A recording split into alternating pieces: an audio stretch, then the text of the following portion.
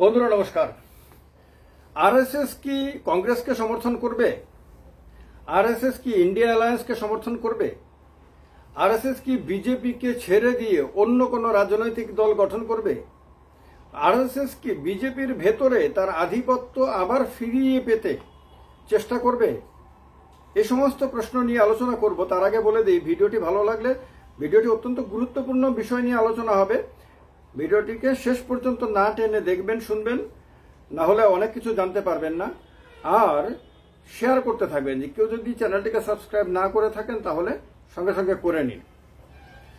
আজকে থেকে 1 মাস আগে যখন লোকসভা নির্বাচনের প্রচার অভিযান চলছিল, তখন ইন্ডিয়া অ্যালায়েন্সের অন্যতম প্রধান মুখ উদ্ধব ঠাকরে, যিনি শিবসেনারও মুখ, মানে শিবসেনা ইউবিটির মুখ, সে উদ্ধব ঠাকরে একটি জনসভা বক্তব্য রাখতে গিয়ে বলেছিলেন যে বিজেপি নরেন্দ্র মোদীর নেতৃত্বে যদি তৃতীয়বার ক্ষমতায় আসে তাহলে আরএসএস কে ব্যান করে দেবে, আরএসএস কে নিষিদ্ধ ঘোষণা করবে। এখন শিবসেনার নেতা বলেছেন, শিবসেনা হিন্দুত্ববাদী সংগঠন হিসেবে পরিচিত, আরএসএস একটি হিন্দুত্ববাদী সংগঠন হিসেবে পরিচিত, তাকে মানুষ এভাবেই জানে। বিজেপি একটি হিন্দুত্ববাদী পার্টি হিসেবে পরিচিত, এভাবেই মানুষ তাকে সারা ভারতবর্ষে মানুষ চেনে। তা আরএসএস সম্বন্ধে শিবসেনা, মহারাষ্ট্র ভিত্তিক শিবসেনা, মহারাষ্ট্র থেকে ভিত্তি করেই আরএসএস সারা পৃথিবীতে, সারা ভারতবর্ষে ছড়িয়েছে। তো শিবসেনা অনেকটা বেশি জানবে, অধিকারীদের সঙ্গে অনেক বেশি ঘনিষ্ঠতা থাকবে, এটা স্বাভাবিক। তো কথাটা সেখানে অত্যন্ত ক্রুশাল, অত্যন্ত গুরুত্বপূর্ণ। আরএসএস এর ওপর এর আগেও ব্যান হয়েছিল। একবার মহাত্মা গান্ধীর হত্যার পরে নাথুরাম গডসে হত্যা করেছিলেন মহাত্মা গান্ধীকে। নাথুরাম গডসে আরএসএস এর সঙ্গে সম্পর্কিত ছিলেন। এই অভিযোগে আরএসএস এর ওপরে নিষেধাজ্ঞা আরোপ করা হয়েছিল, যদিও পরবর্তী সময় তা আবার তুলেও নেওয়া হয়। এরপরে আপনার ইমার্জেন্সি সময়ে যখন দেশের অনেক নেতাদেরকে জেলে ঢোকানো হয়েছিল, তখন আরএসএস কে ব্যান করা হয়েছিল। ইমার্জেন্সি যখন উইথড্র করা হয় তখন আরএসএস এর উপর ব্যানও তুলে নেওয়া হয়। তো সেই আরএসএস এর সঙ্গে এবারে লোকসভা নির্বাচনের শেষ পর্ব থেকে একটা মতানৈক্য, বিজেপির একটা মতানৈক্যর একটা ছায়া পড়তে শুরু হয়েছে। যখন আপনার জেপি নাড্ডা বলেছিলেন যে যখন বিজেপি দুর্বল ছিল, ছোট ছিল, তখন আরএসএস এর দরকার ছিল, এবং বড় হওয়ার সঙ্গে সঙ্গে আরএসএস এর দরকার ফুরিয়ে গেছে বলে তিনি বুঝিয়ে দিয়েছিলেন। এবং তা নিয়ে সারা ভারতবর্ষে ব্যাপক আলোচনা হয়, ব্যাপক হইচই হয়, আরএসএস এবং বিজেপির মধ্যে সম্পর্ক ভেঙে যাচ্ছে বলে বলা হয়। কিন্তু নির্বাচনের ফলাফল আসার পরে যখন সরসংঘ চালক সংঘের আরএসএস এর তিনি যখন অহংকার মনের মধ্যে জায়গা না দেওয়ার কথা বলেছেন, তিনি যখন বিজেপিকে টার্গেট করে অনেকগুলো কথা বলেছেন, পরে ইন্দ্রেশ কুমারও রাম ভক্ত হয়ে অহংকারের কথা বলেছেন, এই কথাগুলোর পরে সংঘ এবং বিজেপির মধ্যে যে একটা টানাপোড়েন চলছে, একটা যে সমস্যা চলছে, সেটা সবার সামনে চলে আসে। এবং তারপর থেকে অনেকগুলি স্পেকুলেশন করা শুরু হতে থাকে, অনেকগুলি সম্ভাবনার কথা আলোচনা করা হতে থাকে। একটা হলো কি, একটা হলো যোগী আদিত্যনাথকে, মানে উত্তরপ্রদেশের মুখ্যমন্ত্রী যোগী আদিত্যনাথকে সামনে রেখে আরএসএস বিজেপিতে একটা বিকল্প পাওয়ার সেন্টার, একটা বিকল্প শক্তি কেন্দ্র তৈরির চেষ্টা করবে। এবং সেই চেষ্টার অঙ্গ হিসেবে আপনার গোরক্ষপুরে, যেখানে যোগী আদিত্যনাথের গোরক্ষধাম, গোরক্ষপীঠ রয়েছে, সেখানে আরএসএস এর আপনার কার্যক্রম ছিল, এবং সেই কার্যক্রমে 5 দিন সরসংঘ চালক ছিলেন। এটাকে বলা হচ্ছে এরকম ভাবে, যদিও সংঘের যে ট্রেনিং গুলো হয় সেই ট্রেনিং গুলো অনেক আগে সেগুলো নির্ধারিত থাকে, কোথায় কবে কখন শুরু হবে ইত্যাদি সমস্ত কিছু 1 বছর আগে থেকেই এগুলি পাক্কা হয়ে যায়। তো এই কারণে এই প্রোগ্রামটা সেখানে ওই নির্বাচনের ফলাফল প্রকাশের পরে ঠিক করা হয়েছে। এটা একেবারেই মেনে নেওয়ার মতন না। আরএসএস কে আমি যথেষ্ট ভালোভাবেই জানি, এটা মানে এটা সম্ভব না।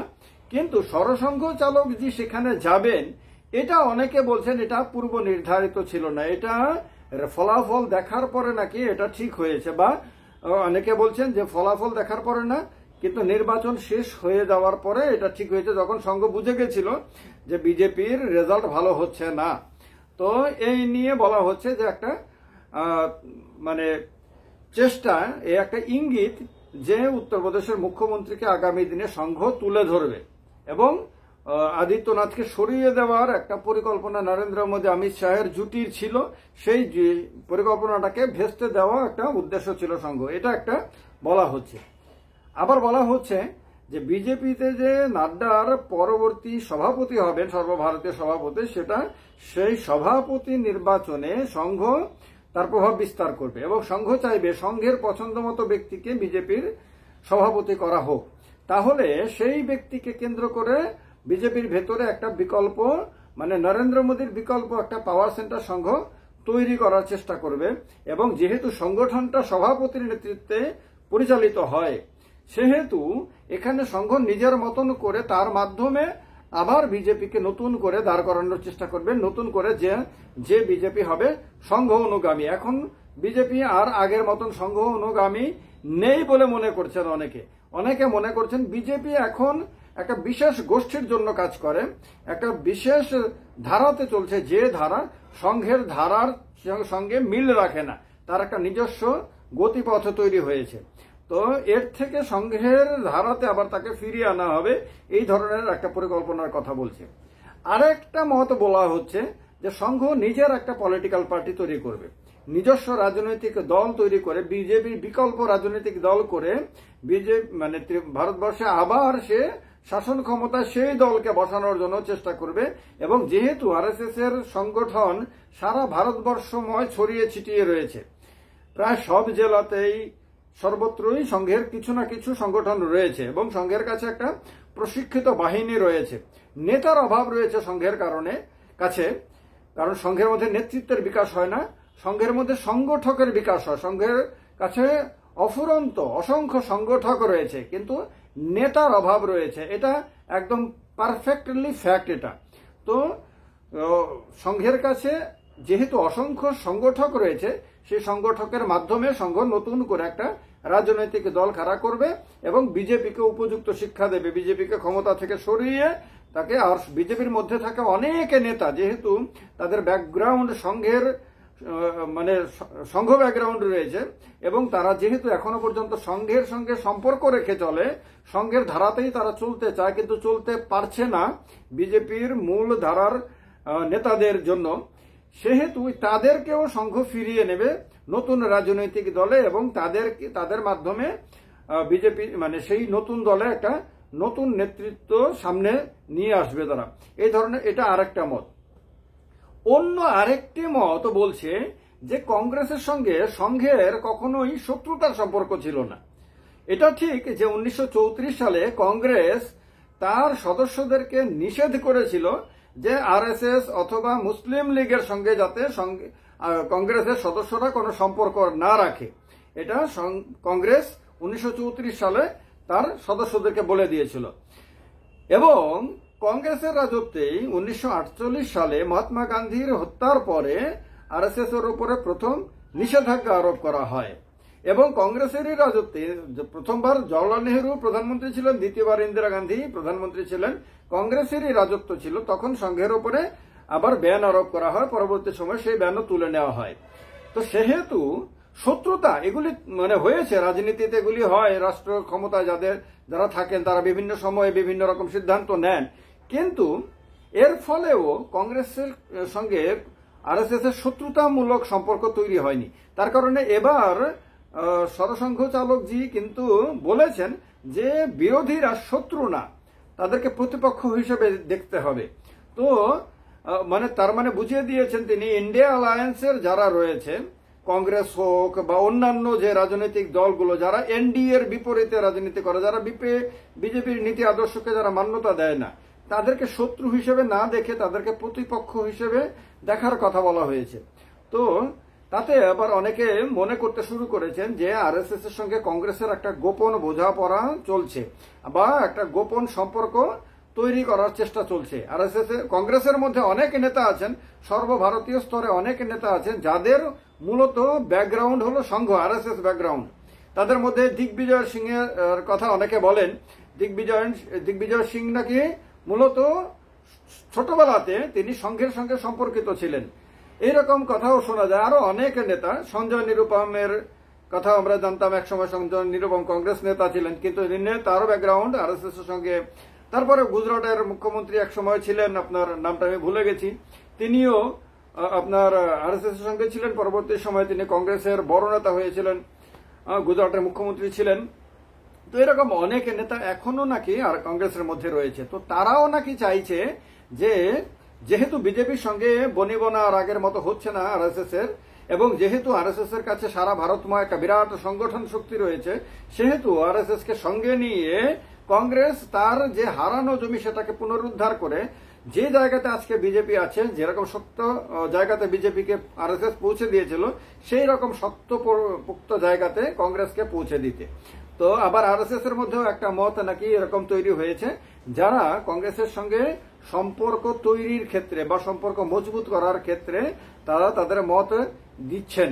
তো সব মিলিয়ে এই প্রশ্নগুলো উঠে আসছে। আপনাদের কাছেও আমার এই প্রশ্নটা, যে আপনাদের ধারণা অনুসারে, হ্যাঁ ডেফিনেটলি আমার ধারণাকে যদি জিজ্ঞেস করেন, আমি বলবো রাজনীতিতে কোনো কিছুই অসম্ভব নয়। যে কমিউনিস্ট পার্টি এবং বিজেপি সম্পূর্ণভাবে বিপরীত মেরুর, সেই কমিউনিস্ট পার্টি এবং বিজেপি যে কোনোদিন ভিপি সিং এর নেতৃত্বাধীন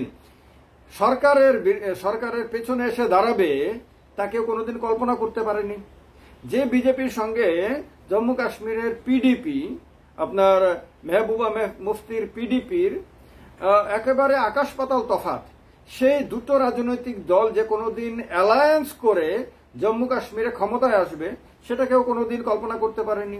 যে তামিলনাড়ুর ডিএমকে এর সঙ্গে বিজেপির একেবারে বিপরীত মেরুর সম্পর্ক, সেই ডিএমকে যে কোনোদিন অটল বিহারী বাজপেয়ীর নেতৃত্বাধীন এনডিএ সরকারে সামিল হবে, তাও যে সরকারের মধ্যে আপনার এআইএডিএমকেও ছিল। তো এরকম অসম্ভবকে সম্ভব হতে আমরা দেখেছি বিভিন্ন সময়ে আমাদের দেশের রাজনীতিতে।